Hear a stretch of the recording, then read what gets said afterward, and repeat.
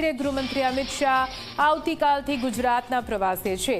2 દિવસનો તેમનો ગુજરાત પ્રવાસ, જ્યાં ગાંધીનગર, અમદાવાદ અને ભુજમાં અનેક વિકાસ કાર્યોની ભેટ કેન્દ્રીય ગૃહમંત્રી અમિત શાહ આપવાના છે।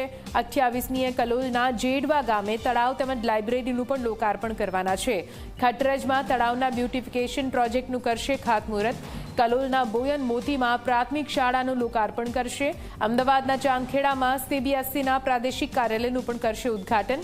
ઉમિયાધામ પરિસરમાં આધુનિક હોસ્ટેલ ભવનનું કરશે લોકાર્પણ। ઓલિમ્પિક, કોમનવેલ્થ ગેમ્સની તૈયારીઓ અંગે પણ સમીક્ષા કરવામાં આવશે। ફરીથી સંવાદદાતા હિતલ પાસે જઈશું। હિતલ, કેન્દ્રીય ગૃહમંત્રી અમિત શાહ જેમના 2 દિવસનો પ્રવાસ, કઈ રીતે આ પ્રવાસનો પૂરો કાર્યક્રમ રહેશે? જી ચોક્કસ એવું કહી શકાય કે કેન્દ્રીય ગૃહમંત્રી અમિત શાહ 2 દિવસની ગુજરાત મુલાકાતે આવી રહ્યા છે। સ્વાભાવિક છે કે બંને દિવસો ભરચક કાર્યક્રમોનું આયોજન કરવામાં આવ્યું છે।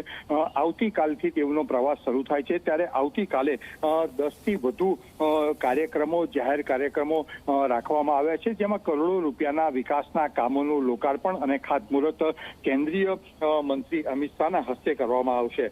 2 જગ્યાએ જાહેર સભા પણ યોજવામાં આવશે। ખાસ કરીને જોવા જઈએ તો સોનીપુર તળાવનું ખાતમુહૂર્ત તેમજ કલોલ અને ગાંધીનગર ઉત્તર વિધાનસભા વિસ્તારના જે વિકાસના કામો છે ત્યાં પણ જાહેર સભાનું આયોજન કરવામાં આવ્યું છે। અને એ ઉપરાંત ઉમિયાધામ સંસ્થાન દ્વારા સંચાલિત ઉમિયાધામ કેમ્પસ સોલાર નિર્મિત હોસ્ટેલ બિલ્ડિંગનું લોકાર્પણ પણ અમિત શાહ કરવાના છે, અને એ જગ્યાએ પણ એક જાહેર સભા યોજવામાં આવશે।